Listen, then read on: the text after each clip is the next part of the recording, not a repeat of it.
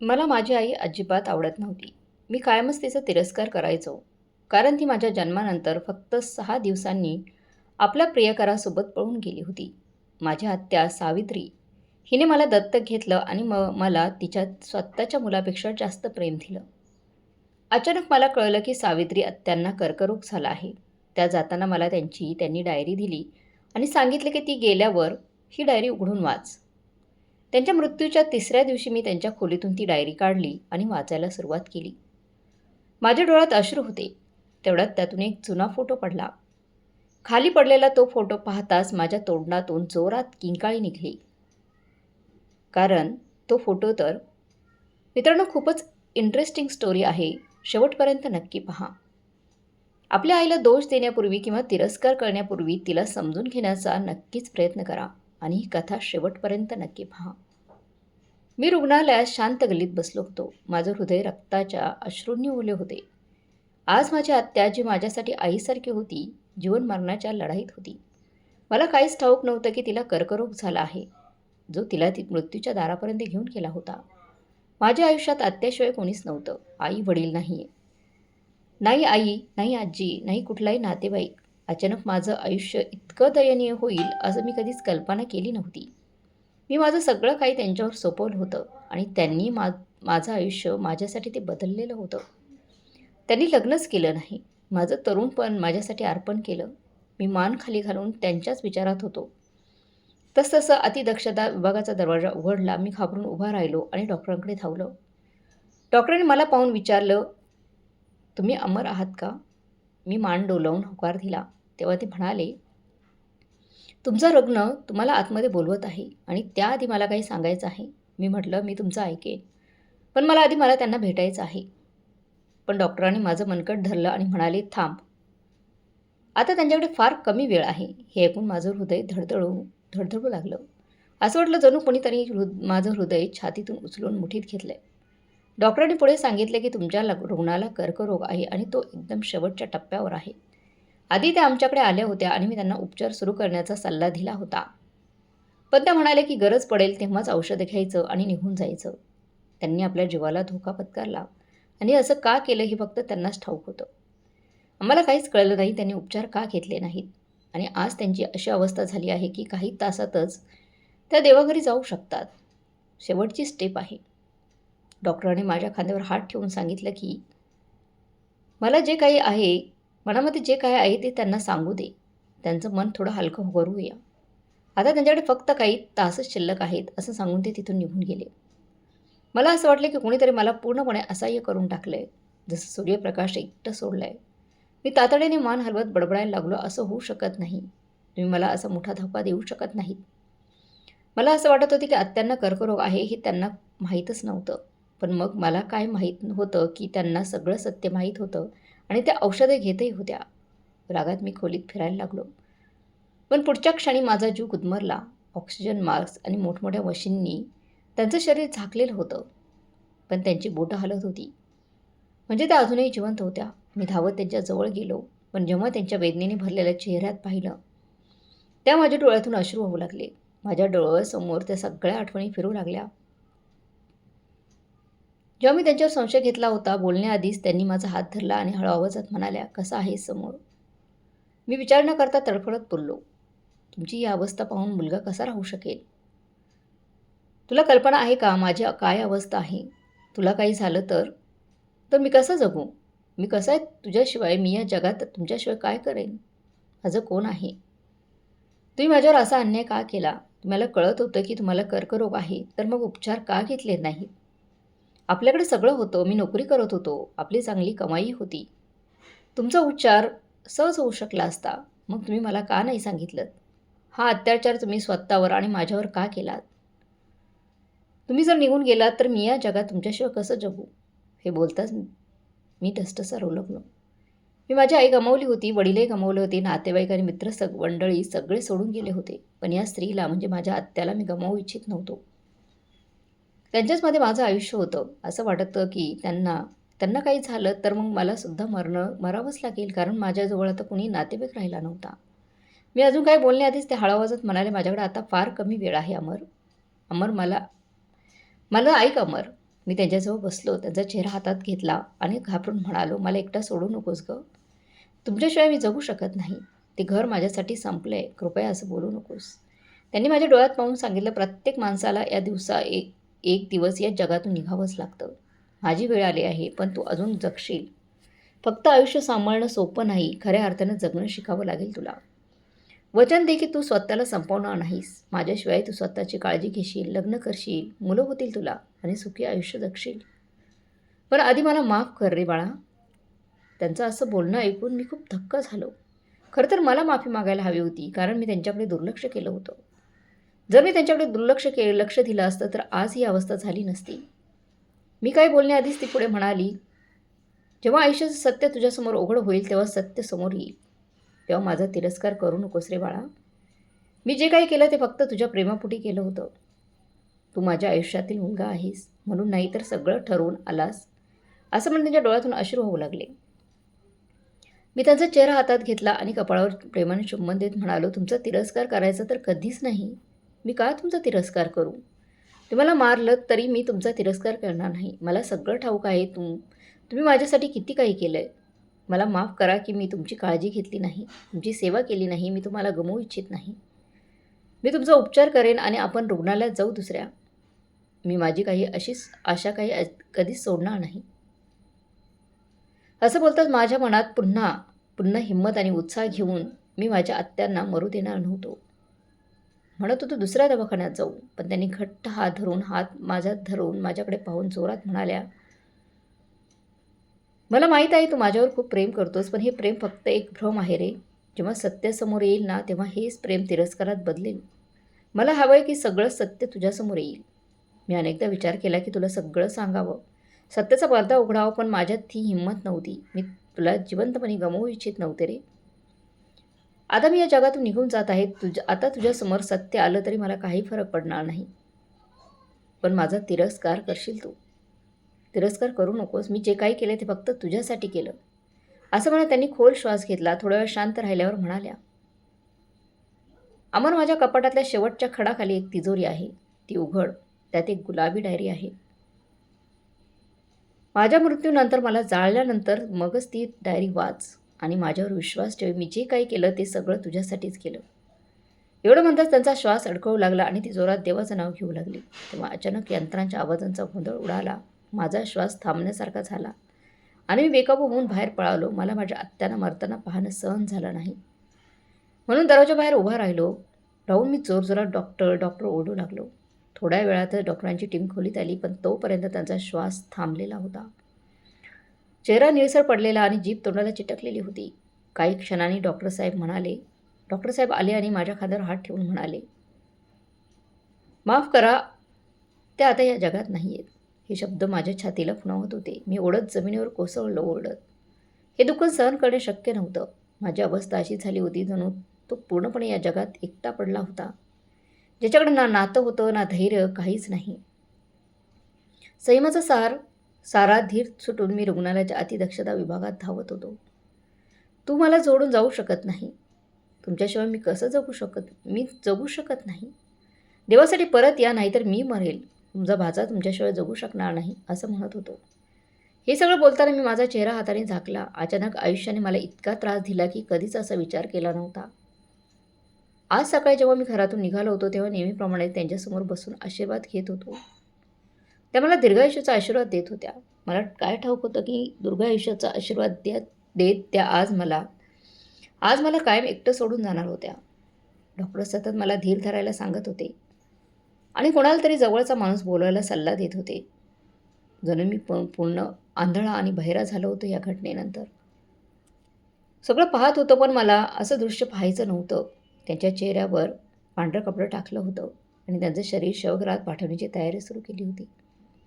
Doctor मला आता जे नेहमी माझ्या नात्यांना औषध देत ते माझ्याजवळ येऊन माझ्या खांद्यावर हात ठेवून म्हणाले, त्यांच्या मृतदेहाला त्रास देऊ नकोस. त्या मला नेहमी सांगायच्या की त्या तुझ्यावर खूप प्रेम करतात. या जगात तुझ्याशिवाय त्यांचं कुणीच नव्हतं. त्यांनी कधीही आपल्या आयुष्यात दुसऱ्या कुणालाही जागा दिली नाही. ते तुझ्यासाठी जीव देण्यास तयार होते. तू जर असाच खचून गेला तर त्यांच्या प्रेमाचा सन्मान कधीच करू शकणार नाहीस. धीर धर, अंत्यसंस्काराची तयारी कर. जन्ममरण फक्त देवाच्या हातात आहे. ना तू ना मी कुणीही काही करू शकत नाही. आता उठ आणि पुढे जा. माझं डोकं पूर्णपणे रिकामं झालं होतं.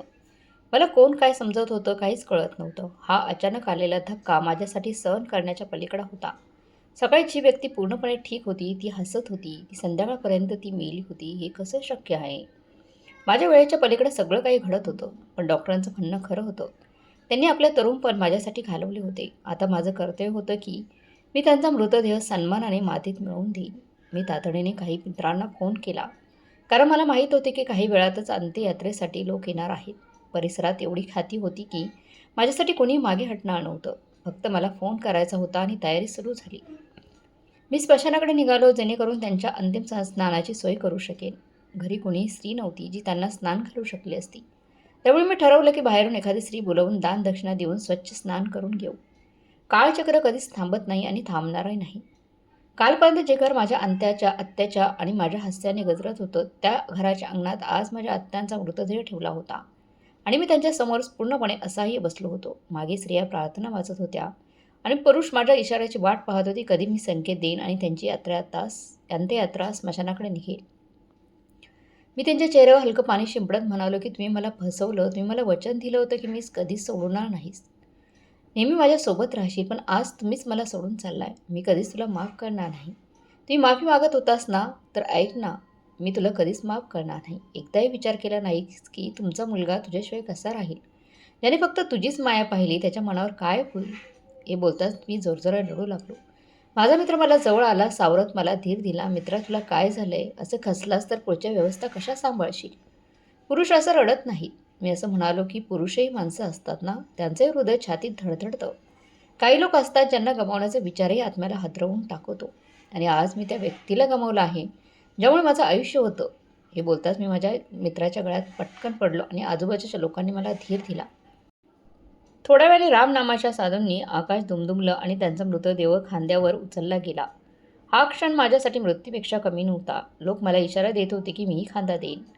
खांदा द्यावा, पण माझे पुढे पाय सरकत नव्हते. मी शांतपणे त्यांच्यासोबत चालत राहिलो. पंडिताजवळ उभा राहून जेव्हा मी अंतःसाराचे मंत्र ऐकले आणि श्राद्ध केलं, तेव्हा माझी अवस्था फक्त माझा देवच झाली. आयुष्यात आपल्या माणसांना गमावणं सोपं नसतं, खास करून आईवडिलांसारख्या नात्यांना. थोड्या वेळाने मृतदेह स्मशानभूमीतून नेण्यात आला. जेव्हा त्यांच्या देहाला अंतिम अर्घ्य देण्यासाठी चितेवर ठेवले जात होते आणि पंडित मंत्राचा जाप करत होते, तेव्हा मी तीव्र किंकाळ्या फोडून रडू लागलो. लोक मला पकडून सावरत होते, पण मला काहीच समजत नव्हते की काय होत आहे. आत्या मला सोडून माझ्या समाजाच्या पलीकडे सगळं काही घडत होतं. थोड्याच वेळात त्यांच्यावर लाकडी तुकडे ठेवले गेले आणि सगळ्यांनी हात उचकडून प्रार्थना केली. मी पण हात उचकडून उभा होतो. माझ्या तोंडून एकच शब्द बाहेर येत नव्हता. एक विचित्र अस्वस्थता आणि त्रास माझ्या मनावर होता. थोड्याच वेळात सगळ्यांनी मला चालायला सांगायला सुरुवात केली. पण माझ्यात धैर्य नव्हतं की त्यांच्या राखेतून उठून जावं, तिथून निघून जावं. त्यांना अंधार खूप भीती वाटायची. त्यांनी त्यांच्या खोलीतील सगळे दिवे लावून झोपायचे. मी अनेक वेळा का असं विचारलं, तेव्हा ते म्हणायचे, मला माहीत नाही. का असं वाटतं की अंधारात कुणीतरी मला त्रास देणार आहे. मला अंधाराची भीती वाटायची. त्या म्हणायची की अमर, जर मी कधी किंचाळली किंवा हाक मारली तर तू लगेच ये हां. बऱ्याच वेळा वीज गेली की त्या किंचाळायच्या आणि मी लगेच दिवा लावायचो. त्यांच्यासाठी मी जनरेटर, UPS आणि बॅटरीची संपूर्ण व्यवस्था केली होती, जेणेकरून वीज गेली तर मी त्यांच्या खोलीत दिवा लवकर लावू शकेन. पण आता मी त्यांना सोडून गेलो. त्या मला सोडून गेल्या होत्या, तर त्या अंधारात कशा राहणार? स्मशानघाट तर अगदी पूर्णपणे अंधार होता. माझा मित्र माझा हात धरून म्हणाला, अमर, आता निघायचे, जावं लागेल. अंधार वाढत होता. पण मी मान हलवत म्हणालो की मी इथेच राहीन. माझ्या आत्यांना अंधाराची भीती वाटते. ते एकट्या राहू शकत नाहीत. तो म्हणाला, पहा, इथे अनेक लोक दफन आहेत आणि वर्षानुवर्षे असंच झालेलं आहे. त्यांच्या आत्म्यांना मुक्ती मिळाली आहे. आता त्यांच्यात काही शिल्लक राहिलेलं नाही. धीर धर आणि घरी चल. मी रडत म्हणालो, कृपया समीर, आज असं काही बोलू नकोस. मी जाऊ शकत नाही. माझी जिद्द करू नकोस. त्यांच्याशिवाय माझं कोणीच नाही. त्या निर्जन घरात जाऊन मी काय करणार? माझा मित्र मला समजवत राहिला की त्याच्या घरी चल, पण माझ्यात ती हिंमतच उरली नव्हती. असं वाटत होतं की माझे पाय मला साथ देत नाहीत. मला तिथून जाऊसं वाटत नव्हतं. मी स्वतः रडत होतो. तब्येत बिघडू लागली होती. स्मशानघाटात जास्त वेळ थांबू शकत नाहीस. काही मित्रांनी मग जबरदस्तीने उभं करून बाहेर काढलं मला तिथून. पण मन तिथेच राहत होतं माझं. मन म्हणे की रात्रभर तिथेच राहावं आणि सकाळी पुन्हा यावं. कधीच वाटलं नव्हतं की ही रात्र एवढी जड असेल. माझ्या मित्रांनी कितीही समजावलं की त्यांच्यासोबत घरीच राहू, एकटा राहू नकोस, पण मी ऐकलं नाही आणि एकटाच घरी आलो. काही मित्रांनी माझ्यासोबत राहायची जिद्द दाखवली होती. परिसरातील लोकांनी सांगितलं की ते माझ्याबरोबर राहतील, कारण तुला एकट्याला भीती वाटू शकते किंवा तब्येतीची तुझ्या काळजी वाटते. सगळ्यांना माहीत नव्हतं की मी माझ्या आत्यांवर किती प्रेम करायचो. पण मी सगळ्यांना नकार दिला. मला आज एकटं राहायचे आणि मला एकटं सोडून द्या. काही काळजी करू नका. अगदी काही लोकांशी मी थोडं उद्धटपणेनेही वागलो. सगळ्यांना माझं दुःख समजून घेतलं. सगळ्यांनी माझं दुःख समजून घेतलं आणि निघून गेले. थोडा वेळ मी त्या ठिकाणी जागी उभा राहिलो होतो, जिथे काही वेळापूर्वी माझ्या आत्यांचा मृतदेह ठेवला होता. आता तिथे सगळं शांत होतं. थोड्याच वेळात मी त्यांच्याकडे जाणाऱ्या खोलीत गेलो. खोलीत शिरताच माझं लक्ष त्यांच्या फोटोवर टिकलं आणि मी पुन्हा ढसढसा रडू लागलो. त्यावेळी मला जाणवले की पुरुष पण रडतात. मी पहिल्यांदाच एवढं रडलो होतो. नेहमी म्हणायचीस की तू खूप कठोर मनाचा आहेस. मी तुला कितीही ओरडलो, मारलो, रागवलं, तरी तुझ्या डोळ्यातून अश्रू काही येत नाही. ज्या दिवशी मी या जगातून निघून जाईन ना, त्या दिवशी तू तडफडून रडशील असं मला वाटतं. आणि मी प्रार्थना करते की तू खरंच रडशील. जेणेकरून तुला कळेल रडणं किती वेदनादायक असतं. त्यांच्या आठवणींनी मी अजून जास्त रडू लागलो. त्या फोटोकडे पाहून म्हणालो, पहा आत्या, आज तुमचा भाचा पूर्णपणे एकटा आहे आणि रडतोय. त्याच्या डोळ्यातून अश्रू सावरत आहेत, पण विचारणारं कोणी नाही. जेव्हा तुम्ही मला 6 दिवसांचं बाळ असताना उचललं होतं, तेव्हाही मी रडत असणार. मग तुम्ही मला हे सगळं का सांगितलं? माझं मन का जाळलं? मी रडत रडत तिथे जमिनीवर पडलो. आईच्या त्या वेदनादायी आठवणी माझ्या डोळ्यासमोर लहरू लागल्या. माझ्या वडिलांचा मृत्यू मी जन्माला येण्याआधी झाला होता. आत्यांनी सांगितलं होतं की त्यांना हृदयविकाराचा झटका आला आणि दुःख सहन न झाल्याने ते या जगातून निघून गेले. मी 9 महिन्यांनी या जगात आलो आणि माझी आई सुमित्रा हिने मला जन्म दिल्यानंतर 6 दिवसांनी आपल्या प्रियकराबरोबर पळून जाऊन मला पूर्णपणे एकटं सोडलं. एक 6 दिवसांचं बाळ ज्याला त्याला ना आईची काळजी होती ना वडिलांची उपस्थिती. तो फक्त रडायचा आणि दूध मागायचा. त्यावेळी माझ्या आत्याने मला ती अविवाहित होती आणि तिचं ठरलेलं लग्न तिने माझ्यासाठी रद्द केलं. लोक म्हणायचे की या मुलाला अनाथ सोड, पण तिने तसं केलं नाही. उलट मला आपल्या सुखात सख्ख्या मुलासारखं वाढवलं. माझ्यासाठी तिने आपलं लग्नही सोडलं. खूप मेहनत केली, नोकरी केली आणि जेव्हा मी समर्थ झालो, त्यांना चांगलं आयुष्य देण्याच्या उंबरठ्यावर पोचलो, तेव्हा ती मला सोडून गेली. आज मला माझी उपस्थिती विचारासारखी वाटत होती. मनात येत होते की स्वतःला संपवावं. गेल्या काही दिवसांपासून आत्या काहीशी बोलत नव्हती. ना खात होती ना माझ्याशी बोलत होती. फक्त असं वारंवार सांगायची की माझा कधी तिरस्कार करू नकोस. मी तुझ्यासाठी जे काही केलं ते लक्षात ठेव. मला वाटलं जर मी स्वतःची काळजी घेत नाही तर मी मरणार आणि मला अशी बदनामी मृत्यू नको होता. रात्रभर रडून गेली आणि सकाळी डोळे उघडले तेव्हा फक्त अर्धा तास झोप झाली होती. मग काही ना कदा स्मशानात पोहोचलो आणि त्या मातीवर बसून जोरजोराने पुन्हा रडू लागलो. त्यांना माझं मन मोकळं सांगायला लागलो. त्यांच्याशिवाय घर किती रिकामं झालंय, अगदी स्मशानही मला भरलेलं वाटू लागलं. बराच वेळ त्यांच्याजवळ बसलो. मग तिथून निघायला सांगितलं गेलं. लोक म्हणाले की इथंच बसू नकोस. मला काही कळत नव्हतं लोकांनी माझ्याशी काय त्रास होता, पण मला तिथेच बसून त्यांचं दुःख थोडं हलकं करायचं होतं. त्यांना विचारायचं होतं की त्यांची रात्र कशी गेली. घरी परतल्यावर पाहुणे आले होते. सगळ्यांनी माझी विचारपूस केली, खायला दिलं, पण माझ्या घशातून एकही घास उतरायला तयार नव्हता. गमावल्याचं दुःख मला आतून संपवत होतं. वेळ कधीच थांबत नाही आणि थांबणारही नाही. 3 दिवस निघून गेले आणि ते 3 दिवस माझ्यासाठी कयामतापेक्षा कमी नव्हते. आता मी स्वतःला सांभाळलं, कारण जर मी स्वतःची काळजी घेतली नाही तर मी संपून गेलो असतो आणि मला बदनामीच्या मृत्यूची भीती होती. सगळे पाहुणे निघून गेले. मी आत्यांच्या खोलीत बसलो होतो. अचानक त्यांचे शेवटचे शब्द मला आठवले. माझ्या कपाटाच्या शेवटच्या खणाखाली तिजोरी आहे. त्यात गुलाबी रंगाची डायरी आहे. मला जाळल्यानंतर ती वाच आणि माझा तिरस्कार करू नकोस. मी जे काही केलं ते तुझ्यासाठीच केलंय. हे आठवताच मी लगेच उभा राहिलो. कपाट उघडलं तेव्हा त्यांचे कपडे, दुपट्टा, कुडता, दागिने आणि पैसे दिसले. माझ्या डोळ्यातून पुन्हा अश्रू आले. असं वाटलं की कोणीतरी आपल्या आयुष्यात किती जवळ असू शकतो. थरथरत्या हाताने तिजोरी उघडली, डायरी उचलली आणि शांतपणे सोफ्यावर बसलो. माझं हृदय जोरात धडधडू लागलं. मन जोरात ठसठसत होतं. मनात येत होते की डायरी परत ठेवावी, वाचूच नाही. पण तरी मी ती उघडली. पहिल्या पानावर मोठ्या अक्षरात लिहिलं होतं, माझ्या प्रिय मुला अमर. माझ्या ओठांवर एक लांबट मऊ स्मित हास्य पसरलं. खाली आमचा एक फोटो चिटकवलेला होता. त्या फोटोला मी चुंबन दिलं. पहिल्या पानावर असं लिहिलं होतं, माझ्या प्रिय मुला, जेव्हा तू ही डायरी वाचशील तेव्हा मी या जगात नसेल किंवा तुझ्या आयुष्यापासून खूप दूर गेलेली असेल. मला माहीत आहे की यानंतर तू माझा तिरस्कार करू शकतोस, पण मी तुझ्याकडे विनंती करते की माझा तिरस्कार करू नकोस. मी तुझ्यावर खूप मनापासून प्रेम करते.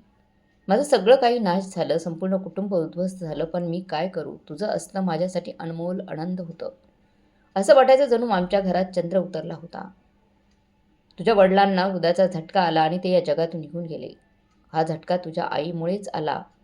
त्या स्त्रीला मी कधीच माफ करणार नाही. तिने माझ्या भावाला पैशांसाठी वारंवार त्रास दिला आणि तुझ्या आईने त्यांचं दुःख कधीच समजून घेतलं नाही. तिने फक्त एवढं म्हटलं की तू आमच्यासाठी ओझं आहेस. मी अनेकदा तुझ्या आईला विनंती केली की असं करू नकोस, पण तिने फक्त स्वतःचाच विचार केला. तिने कोणाचाही विचार केला नाही. केव्हा आणि जेव्हा तू तिच्या पोटात आला, तेव्हा ती दुसऱ्याच्या प्रेमात पडली. ज्याच्या शब्दाने तुझ्या वडिलांना किती दुखलं याचं तिला काही वेळ विचार आला नाही. जेव्हा तुझी आई 5 महिन्यांची गर्भवती होती, तेव्हा तुझ्या वडिलांचं तिच्याशी खूप भयंकर भांडण झालं. तुझ्या वडिलांचं म्हणणं होतं की बाळ सरकारी रुग्णालयातच होईल, कारण त्यांना खाजगी रुग्णालयाची फी देणं शक्य नव्हतं. पण तुझ्या आईने ठामपणे सांगितलं की जर तू खाजगी रुग्णालयात नाही गेलास, तर मी तुझं आणि बाळच सोडून जाईन. तिने असंही म्हटलं की मी भीक मागूनही मी माझं आयुष्य जगेन, पण तुझ्याशिवाय नाही.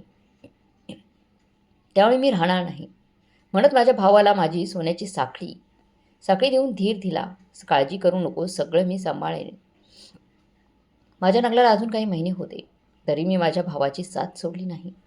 पण जेव्हा तुझ्या आईला हे कळलं, तेव्हा ती खूप रागावली आणि सामान बांधून निघून जाऊ लागली.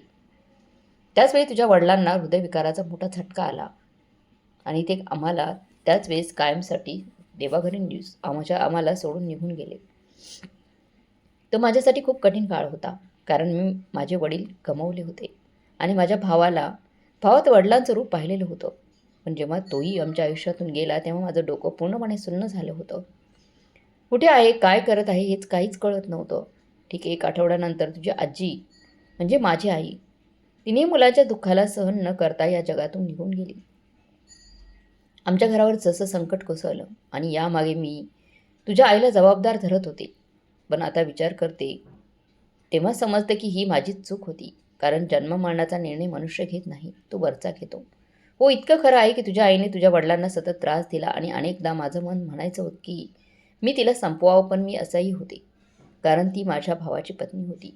ती विधवा झाली होती आणि मी खास तिची काळजी घ्यायला सुरुवात केली, जेणेकरून ती मला आपल्या सगळ्यात चांगली मैत्रीण समजेल. तिला वाटायचे की माझ्या भावाला आणि आईला मारून तिने विजय मिळवला आहे. पण तिला काय ठाऊक होतं की माझ्या मनात किती तिरस्कार दडलेला आहे. मी फक्त तुझ्या जन्माची वाट पाहत होते, कारण तिच्या पोटात माझ्या भावाचं बाळ वाढत होतं. वेळ कधीच थांबला नाही आणि कधी थांबणारही नाही. संपूर्ण जगाशी लढून मी तुझ्या आईला माझ्यासोबत ठेवलं. नातेवाईक सतत टोमणे मारायचे की ही स्त्री इथे का ठेवली आहे? हिचा आणि हिच्या मुलाचा या घराशी काही संबंध नाही.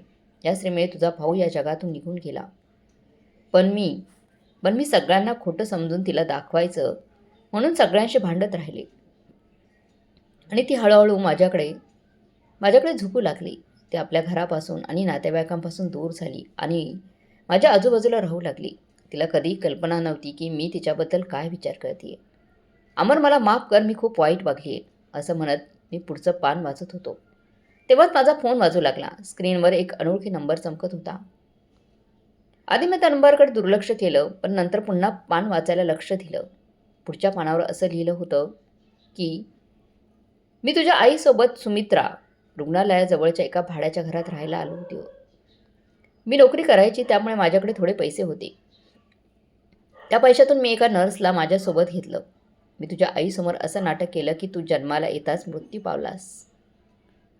तुझा जन्म झाल्यानंतर तुझा मृत्यू झाला. 9 महिन्यानंतर जेव्हा तुझ्या आईला वेदना सुरू झाल्या, तेव्हा आम्ही रुग्णालयात धावलो. मी पूर्ण तयारीनिशी गेलो होतो.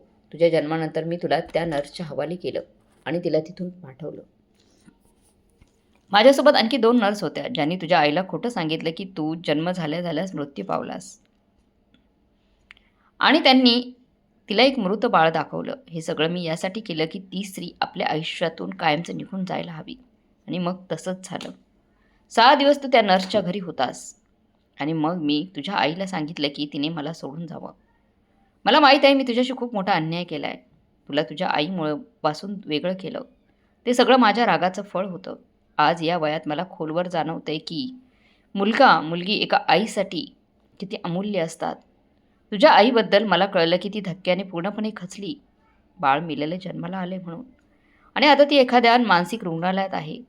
मी तुझ्यासमोर खूप लाजते. मला माफ कर रे बाळा. आणि शक्य असेल तर तुझ्या आईचा शोध घे. तुझी आत्या. तू माझ्यासाठी दुसरी आईसारखी आहेस.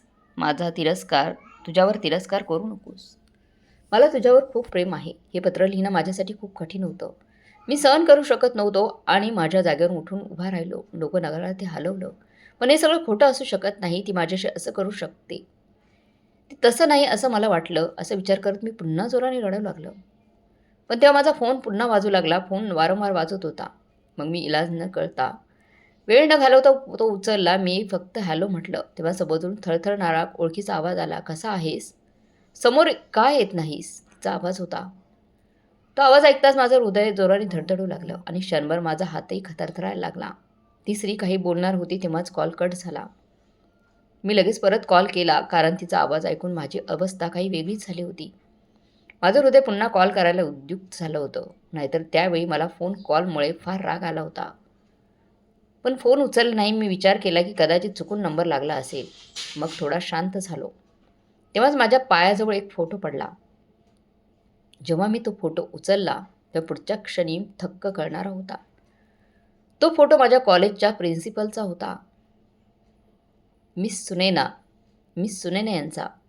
फोटोच्या मागे माझ्या वडिलांचं नाव, त्यांचा लग्नाचा वाढदिवस आणि वडिलांच्या मृत्यूची तारीखही लिहिलेली होती. आणि हे पाहून मी बराच वेळ काहीच बोलू शकलो नाही. माझ्या मनात प्रश्नांचं वादळ उसळली. जर हा फोटो माझ्या प्रिन्सिपलचा आहे तर तो इथे कसा आला? आणि माझ्या प्रिन्सिपलचा चेहरा माझ्या आईशी इतका जुळतो कसा?